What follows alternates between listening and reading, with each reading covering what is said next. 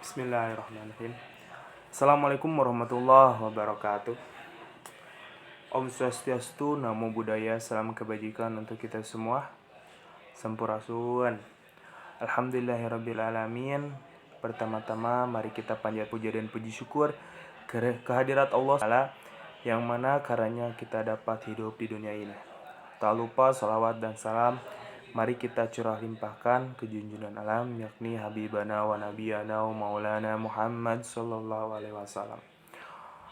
Yang terhormat Bapak Pengampu Mata Kuliah Hukum Pidana Bapak Muhammad Ridho Sinaga SH, dan yang saya banggakan rekan-rekan seprodi saya dan audiens yang mungkin nanti akan mendengarkan sedikit daripada penjelasan yang saya berikan kali ini. Baik, tanpa membuang-buang waktu, di sini saya akan memaparkan sedikit penjelasan garis-garis besar pembaharuan pidana dalam KUHP Undang-Undang Nomor 1 Tahun 2023.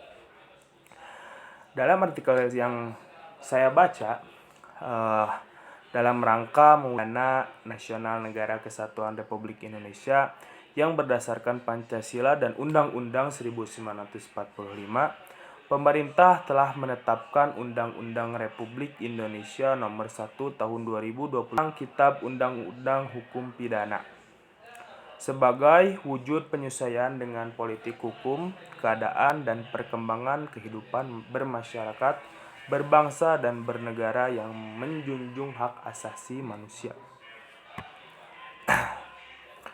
Undang-Undang Nomor 1 Tahun 2023 tersebut berlaku setelah 3 tahun terhitung sejak tanggal diundangkan atau 3 tahun setelah tanggal 2 Januari 2023.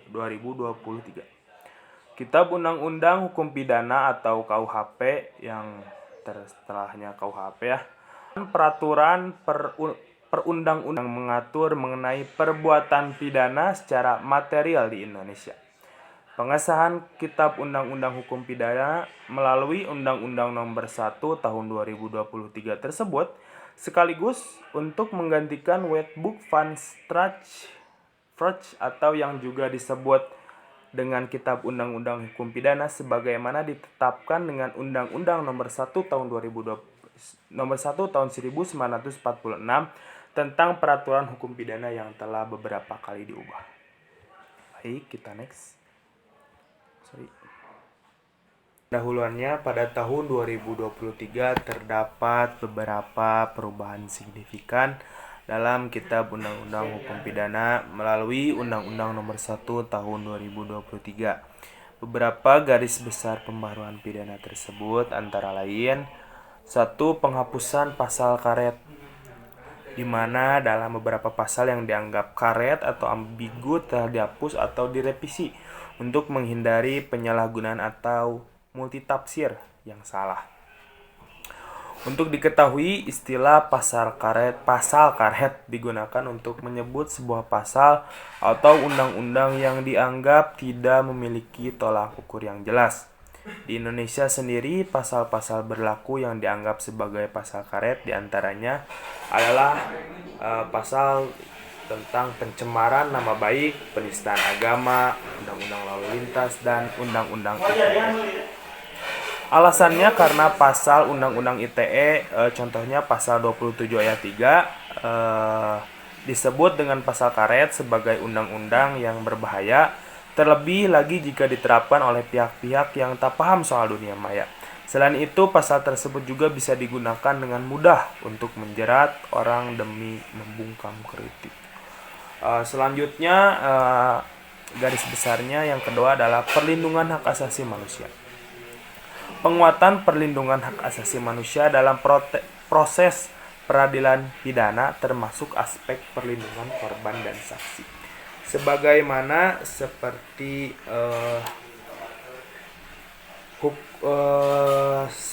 pada pasal 28 ayat 1 dan 2 yang berisi setiap orang berhak atas pengakuan, jaminan, perlindungan, dan kepastian hukum yang adil serta perlakuan yang sama di hadapan hukum. Ayat 2-nya, setiap orang berhak untuk bekerja serta mendapat imbalan dan perlakuan yang adil dan layak dalam hubungan kerja. Yang ketiganya adalah penyesuaian dengan kebutuhan modern. Penambahan atau revisi pasal-pasal yang sesuai dengan perkembangan masyarakat dan teknologi modern seperti kejahatan cyber dan kejahatan terkait teknologi informasi. Seperti contohnya mungkin pada hukum era modern sudah berorientasi pada keadilan yang disebutkan pada 3 pilar mungkin ya.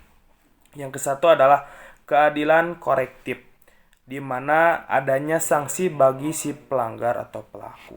Dan yang kedua adalah keadilan restoratif, di mana pada hukum ini adanya pemulihan bagi si korban, seperti kejahatan pemulihan pada korban narkoba. Yang ketiga adalah keadilan rehabilitatif, pemulihan untuk korban dan pelaku. Selanjutnya adalah penyesuaian hukuman agar lebih sesuai dengan konteks sosial dan kemanusiaan serta memberikan penekanan pada rehabilitasi dan resosialisasi pelaku kejahatan. Seperti contohnya pidana yang baru adalah pidana sosialisasi, yang dimana tindak kejahatan kecil hanya diberikan sanksi seperti sanksi sosial seperti ya kegiatan sederhana mungkin bersih-bersih dan lain-lain. Yang selanjutnya adalah penyempurnaan definisi dan klasifikasi kejahatan. Terdapat penyempurnaan definisi dan klasifikasi kejahatan agar lebih tepat dan sesuai dengan perkembangan masyarakat dan teknologi. Seperti di dalam KUHP lama bahwasanya terdiri dari 2 jenis, yaitu satu pidana pokok dan yang keduanya ada pidana tambahan.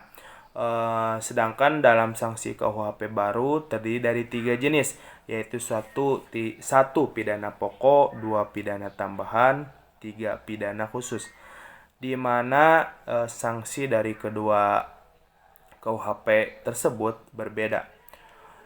Selanjutnya, penyesuaian terhadap kejahatan modern. Undang-undang tersebut mengadopsi ketentuan-ketentuan baru yang mencakup kejahatan-kejahatan modern seperti cybercrime, kejahatan terhadap lingkungan, dan kejahatan terkait narkotika. Yang dimana seperti yang tadi sudah dijelaskan bahwasanya hukum pada era modern sudah berorientasi pada keadilan. Yang satu adalah keadilan korektif, 2 keadilan restoratif, dan 3 keadilan rehabilitatif. Selanjutnya, penguatan perlindungan korban. Undang-undang tersebut memberikan perhatian lebih kepada perlindungan korban kejahatan dengan memberikan ketentuan-ketentuan yang mengatur hak-hak korban dan prosedur pemulihan bagi korban kejahatan. Ya mungkin hak-hak yang mengatur hak-hak korban dan prosedur pemulihan bagi korban kejahatan. Undang-undang tersebut ya contohnya seperti Undang-Undang Nomor 13 Tahun 2026 tentang perlindungan saksi dan korban. Mungkin cukup sekian penyampaian dan pemaparan materi dari saya. Kurangnya mohon dimaafkan, lebihnya itu semata-mata karena Allah Ta'ala. Cukup sekian dari saya, wabillahi taufiq wal hidayah. Wassalamualaikum warahmatullahi wabarakatuh. Terima kasih.